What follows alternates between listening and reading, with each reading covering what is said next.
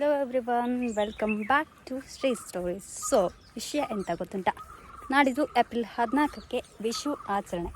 ವಿಷು ಹಬ್ಬ ಅಂದರೆ ಸೌರಮಾನ ಯುಗಾದಿ. ಹಿಂದೂ ಸಂಪ್ರದಾಯದಲ್ಲಿ 2 ಯುಗಾದಿ ಬರ್ತದೆ. ಒಂದು ಚಾಂದ್ರಮಾನ ಯುಗಾದಿ, ಇನ್ನೊಂದು ಸೌರಮಾನ ಯುಗಾದಿ. ಕರ್ನಾಟಕದಲ್ಲಿ ಆಗಿರ್ಬೋದು, ಬೇರೆ ಕಡೆ ಚಾಂದ್ರಮಾನ ಯುಗಾದಿಯನ್ನು ಆಚರಿಸಿದರೆ ಹೊಸ ವರ್ಷ ಅಂತ ಆಚರಿಸಿದರೆ, ಕರಾವಳಿ ಪ್ರದೇಶಗಳಲ್ಲಿ ಹಾಗೂ ಕೇರಳದಲ್ಲಿ, ಇನ್ನು ಕೆಲವು ಬೇರೆ ರಾಜ್ಯಗಳಲ್ಲಿ ಸೌರಮಾನ ಯುಗಾದಿಯನ್ನು ಹೊಸ ವರ್ಷ ಅಂತ ಆಚರಿಸ್ತೇವೆ. ಹೇಗೆ ಕ್ರಿಶ್ಚಿಯನ್ನರಿಗೆ ಜನವರಿ 1 ಹೊಸ ವರ್ಷ ಆಗಿರುತ್ತೋ, ಹಾಗೆ ಮೇಷರಾಶಿಯ ಮೊದಲನೇ ದಿನ ಹಿಂದೂ ಸಂಪ್ರದಾಯದವರಿಗೆ ಹೊಸ ವರ್ಷ. ಸೊ ಇದನ್ನು ಆಚರಿಸಲಿಕ್ಕೆ ಎಲ್ಲ ಹಿಂದೂಗಳು ಕಾತರರಾಗಿ ಕಾಯ್ತಾ ಇದ್ದಾರೆ. ಹೊಸ ವರ್ಷ ಬಹಳ ವಿಜೃಂಭಣೆಯಿಂದಾಗಿರ್ಬೋದು ಆಚರಿಸ್ತಾ ಇರ್ತೇವೆ. ಅದಕ್ಕಾಗಿ ಒಂದಷ್ಟು ಕಡೆ ಪರ್ಚೇಸ್ಗಳನ್ನು ಮಾಡ್ತಾ ಇದ್ದಾರೆ. ನೀವು ಪರ್ಚೇಸ್ ಮಾಡಿದ್ರಾ?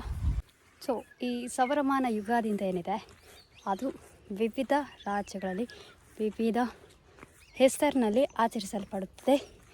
ಕರ್ನಾಟಕದಲ್ಲಿ ಸೌರಮಾನ ಯುಗಾದಿ ಅನ್ನುವಂಥದ್ದು ವಿಷು ಆದರೆ, ದಕ್ಷಿಣ ಕರಾವಳಿ ಅಂದರೆ ದಕ್ಷಿಣ ಕನ್ನಡದಲ್ಲಿ, ಕರ್ನಾಟಕದ ದಕ್ಷಿಣ ಕನ್ನಡದಲ್ಲಿ ಬಿಸು ಅಂತ ಕರೆಯಲ್ಪಡ್ತದೆ. ಹಾಗೆ ಇನ್ನು ಈಚೆ ಕೇರಳಕ್ಕೆ ಬಂದರೆ ಮಲಯಾಳದಲ್ಲಿಯೂ ವಿಷು ಕಣಿ ಅಂತ ಹೇಳ್ತಾರೆ. ವಿಷು ಹಬ್ಬ ಆಚರಿಸುವಂಥದ್ದು. ಉತ್ತರ ಭಾರತದಲ್ಲಿ ಜನರು ಸೌರಮಾನ ಯುಗಾದಿಯನ್ನು ಹೊಸ ವರ್ಷ ಅಂತ ಪರಿಗಣಿಸಿದರೆ, ಇದನ್ನು ಮೇಷ ಸಂಕ್ರಾಂತಿ ಹೊಸ ವರ್ಷ ಎಂದು ಸಹ ಕರೆಯಲಾಗುತ್ತದೆ. ಒರಿಸ್ಸಾದಲ್ಲಿ ಈ ವಿಶೇಷ ದಿನವನ್ನು ಸಂಕ್ರಾಂತಿ ದಿನವೆಂದು ಆಚರಿಸುತ್ತಾರೆ. ತಮಿಳುನಾಡಿನವರು ಈ ಹಬ್ಬವನ್ನು ಪುಟ್ಟಾಂಡು ಹಬ್ಬ ಎಂದು ಕರೆಯುತ್ತಾರೆ. ಅಸ್ಸಾಂನಲ್ಲಿ ಈ ಹಬ್ಬವನ್ನು ಬಿಹು ಹಬ್ಬವೆಂದು ಆಚರಿಸುವುದು. ಬಂಗಾಳದ ಜನರು ಈ ವಿಶೇಷ ದಿನವನ್ನು ಮಧ್ಯರಾತ್ರಿಯ ನಡುವೆ ಆಚರಣೆಗೆ ಬರುವುದು. ಇದನ್ನು ಜನರು ನವಾಬರ್ಷ ಅಥವಾ ಪೋಹಿಲಾ ಬೋಯಿಶಾಕ್ ಎಂದು ಕರೆಯಲಾಗುವುದು. ಪಂಜಾಬಿನ ಜನರು ಈ ಹಬ್ಬವನ್ನು ವೈಶಾಖಿ ಎನ್ನುವ ಹೆಸರಲ್ಲಿ ಆಚರಿಸುತ್ತಾರೆ. ನಾನು ವ್ಲಾಗ್ ಮಾಡ್ತಾ ಇರುವಾಗ ಕಂಡು ಬಂದ ದೃಶ್ಯ ಕ್ಲಾರಿಟಿ ಇಲ್ಲ, ಬಟ್ ಅಲ್ಲಿ ಒಂದು ನವಿಲು ತನ್ನ ಗರಿ ಬಿಚ್ಚಿ ಕುಣಿತಾ ಇದೆ. ಹತ್ತಿರದಲ್ಲಿ ಒಂದಷ್ಟು ಹೆಣ್ಣು ನವಿಲುಗಳು ಕೂಡ ಇದೆ. ಇಷ್ಟೇ ಝೂಮ್ ಮಾಡಲಿಕ್ಕೆ ಆಗ್ತಾ ಇರೋದು.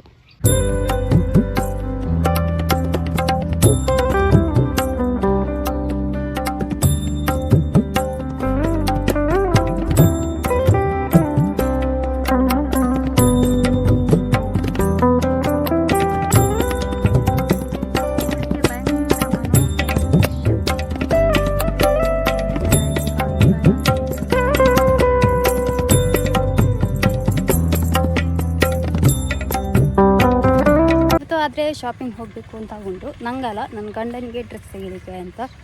ಸೊ ಇನ್ ಕೇಸ್ ಹೋದರೆ ಆ ವಿಡಿಯೋ ಈ ವ್ಲಾಗಲ್ಲಿರುತ್ತೆ, ಬಟ್ ಮಾತಾಡ್ತೀನೋ ಎಲ್ಲ ಗೊತ್ತಿಲ್ಲ.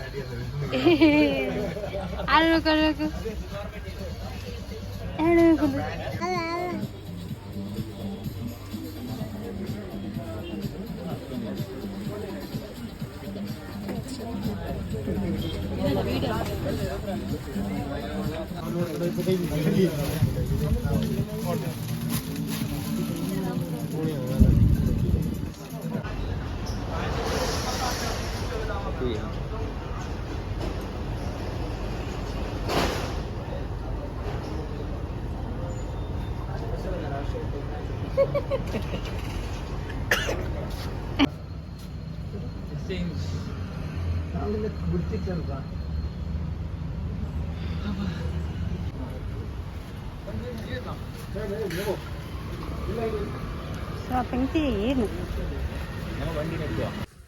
ಎಷ್ಟು ವರ್ಷ ನಾನು ನನ್ನ ಮನೆಯಲ್ಲಿ ವಿಷು ಆಚರಿಸಿದ್ದೆ.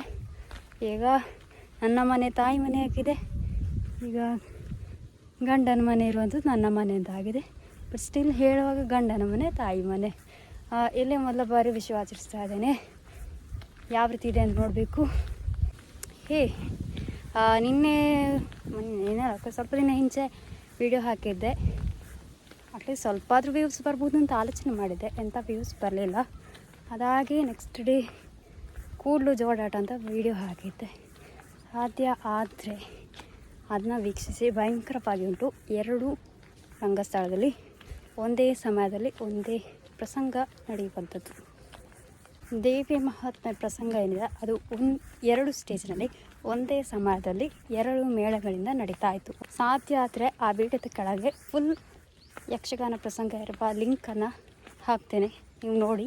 ಸೊ ಇಷ್ಟೇ ಆಯ್ತಾ, ಟಾಟಾ ಬಾಯ್ ಬಾಯ್.